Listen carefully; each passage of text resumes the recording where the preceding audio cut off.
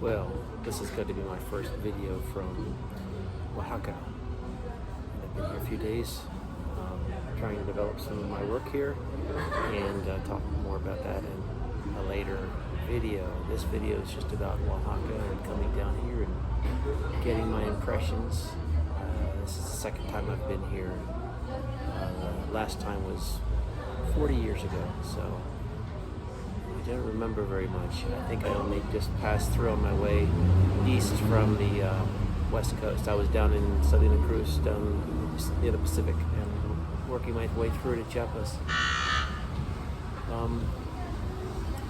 But starting to get a feel for it. I'm getting my Spanish fluency back. That's one of the things I wanted to do the first week I was here, and it's coming along. I'm getting things done, and it's coming back quickly, I think. Quickly. It always seems to come back deeper. Some facility needs to be established, but it always seems to come back deeper. Somehow it sinks in during the interim. I like the city. It's got a lot of beautiful spaces.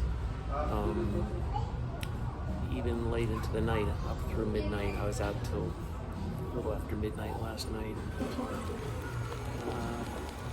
Lots of people in different places. Most of the places I was walking, there's a good number of people on the street. The interaction is interesting just because a lot of people and cars driving, not necessarily fast.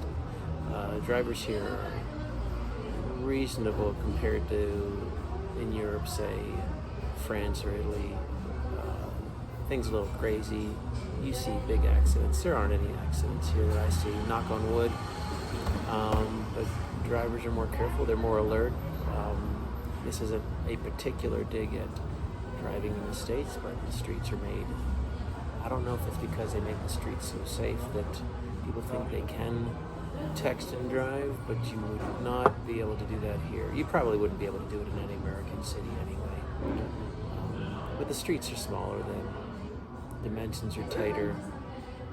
There's an agreement. I still don't know if cars wait for pedestrians. I think it's a negotiation. I've seen people walk out and cars stop, so I'm thinking, well, I guess that's something that is done.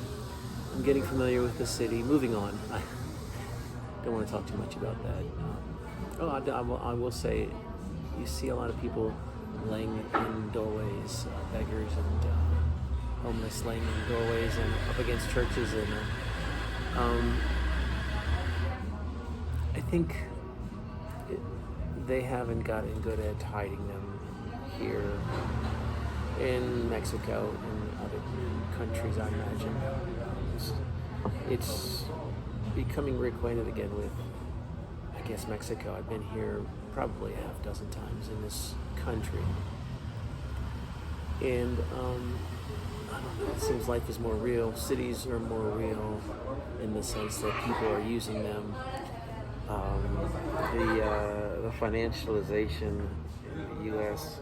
has made cities, business districts, and empty shells, and absentee landlords, and unrented apartments, or I don't know what it is. I read some things, but this city seems to be way more vibrant. You walk down a block and there's a dozen places you can find anything you want, from there's a dentist shop, and right next door is a shoe store, dentist shop, surgical dentist, cirugía. I want to show you the where I'm sitting. This is Filemon. It's a cafe in a part of the city. Yes, is the name of the road.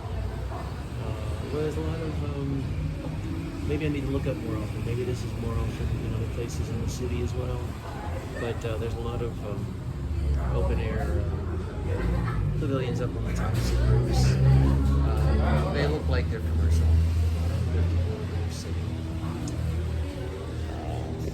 So my acquaintance with the city is with the places, with the plazas, getting used to walking past plazas. starting to pay attention to the names of roads. Almost all the roads seem to be named after somebody that's famous in history. I'm living on Colon, Cristobal Colon, of course.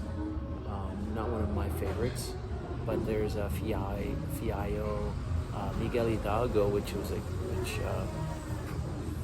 spoke the grita that started the Mexican Revolution on the 17th of September. There, 4th of July. Cinco de Mayo is not. Although there's a street named Cinco de Mayo here. That's from the town of Puebla, which is up near Ciudad de Mexico. Anyway, my point being is that I'm taking note of the street names now, and I want to acquaint myself with a little bit of history. Some of the names are national heroes, conquistadors, and local heroes. There's Oaxacan people that are noted in the street names. So I may be talking a little bit more about that as I get more familiar, but that's my way of learning about the city. What else? I ran out into the street to talk to someone who was delivering water and got myself some water delivered the next day. So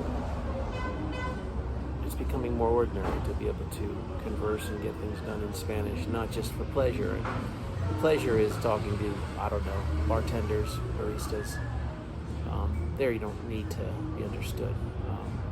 Transacting the delivery of water, it's a little different. And or even asking how much something is at a store. I mean, these are things where the communication has to be clear. You're talking to a bartender drinking beer, it's not as important. But I've made some good connections that way, and I've also had some good times talking to people and learning about them and the city. We're about a mile high. I think just 100 feet shy of a mile high. So Oaxaca is a mile high city. It's beautiful weather here. Probably around 60 in the morning. Rising up maybe into the 70s. Sometimes it gets hot, but not too bad because it's up high. Surrounded by mountains, a little hilly here and there in the city. So all in all, just a beautiful city. And again, as I said before, the plazas here are beautiful. What tips do I have? Well, I'm finding coffee shops that have Wi-Fi because part of what I'm doing here is working on my writing, both lyrics and prose, getting comfortable talking to you through a camera. This is my first try. It's going to be awkward for me to watch, but I'll post it, or if I don't, you won't know. I'm finding good restaurants. I keep them in a little Oaxaca Places table on Google Maps. But this is a good find. Actually, this was recommended by the person I rented the apartment from, Kristen.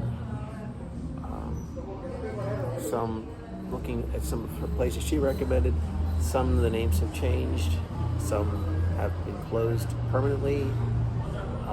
So things do change around here. But I have found one I just found was what's it called? Cafe Bray. It's a play on God, what was it? Arte de Oroberia. I don't know. It's a play on Goldsmith. I'll have to find out why they named it that. That's it. I wanted to keep this one under 10 minutes because I had no idea what I was going to talk about. I just wanted to get the first video out. Enjoying my time here. Starting to get into my craft. I mean, that's the second reason I'm here. What I wanted to do the first week I was here was get familiar with the city, feel comfortable speaking Spanish and getting things done that way. And taking in and sort of experiencing before I zone out on online. I mean, I'm not going to be zoning out too much. There's a lot of walking involved, a lot of interaction. Whilst I'm doing that, I probably walk 5 miles a day, at least. just around the city. It's a very walkable city.